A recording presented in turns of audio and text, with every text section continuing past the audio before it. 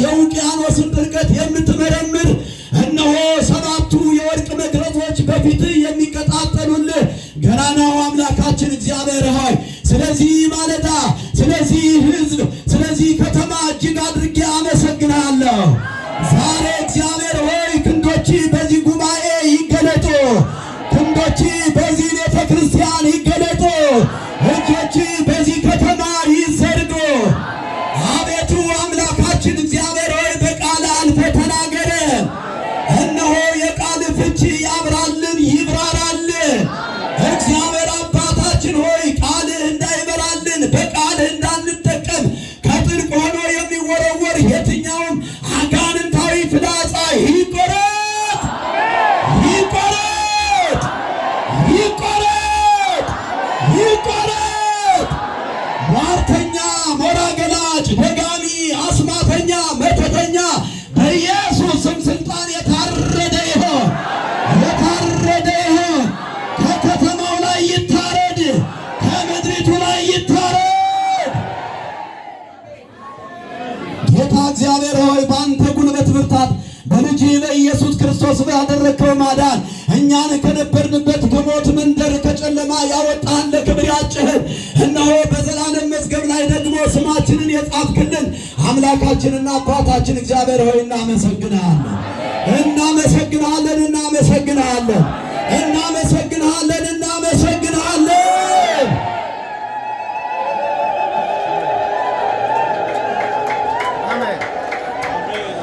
መጽሐፍ ሲናገር ማርያም መልካም ዕድልን መረጠች ይህም ከእርሷ አይወሰድባትም ብለህ በቃልህ የነገርከን አምላካችን ሆይ ይህ መልካም ዕድል በአንተ እግዚአብሔር ሆይ ስለተዘጋጀን እናመሰግንሃለን፣ እናመሰግንሃለን። አባባ ደግሞ ቃል በኃይል በስልጣን በጉልበት ታምራት እያደረገ ይቀጥል ይገለጥ። እናመሰግንሃለን። ክብር ሁሉ ተጠቅልሎ ለአንተ ብቻ ይሆን። እኔ ዝቅ ላለሁ፣ አንተ ከፍ ከፍ በል። አባባ ስምህ ይባረክ። ቀሪውን ጊዜና ሰዓት ለአንተ አሳልፍ የሰጠው በምትወደው ልጅ በጌታችን በመድኃኒታችን በኢየሱስ ክርስቶስ ታላቅ ስም አሜን። ለጌታ ክብር ስጡና ቁጥር 1 ጀምሮ ያለውን ቃል በጌታ በኢየሱስ ስም አነባለሁኝ። ከነዚህም ነገሮች በኋላ እግዚአብሔር አብርሃምን ፈተነው እንዲህም አለው፣ አብርሃም ሆይ። አብርሃምም እነሆ አለሁ አለ። የምትወደውን አንድ ልጅህን ይስሐቅን ይዘህ ወደ ሞሪያ ምድር ሂድ፣ እኔ በምነግርህ በአንድ ተራራ ላይ በዚያ መስዋዕት አድርገህ ሰዋው አለ። ቁጥር 3 አብርሃምም በማለዳ ተነስቶ አህያውን ጫነ፣ ሁለቱንም ሎሌዎቹንና ልጁን ይስሐቅን ከእርሱ ጋር ወሰደ፣ እንጨትንም ለመስዋዕት ሰነጠቀ። ተነስቶም እግዚአብሔር ወዳለው ቦታ ሄደ። በሦስተኛውም ቀን አብርሃም ዓይኑን አነሳና ቦታውን ከሩቅ አየ። አብርሃምም ሎሌዎቹን አላቸው፣ አህያውን ይዛችሁ ከዚህ ቆዩ፣ እኔና ልጄ ወደዚህ ሄደን እንሰግዳለን፣ ወደ እናንተም እንመለሳለን። አብርሃምም የመስዋዕቱን እንጨት አንስቶ ለልጁ ለይስሐቅ አሸከመው። እርሱም እሳቱንና ቢላውን በእጁ ያዘ። ሁለቱም አብረው ሄዱ። ይስሐቅም አባቱን አብርሃምን ተናገረው፣ አባቴ ሆይ አለ። እርሱም እነሆኝ ልጄ አለው።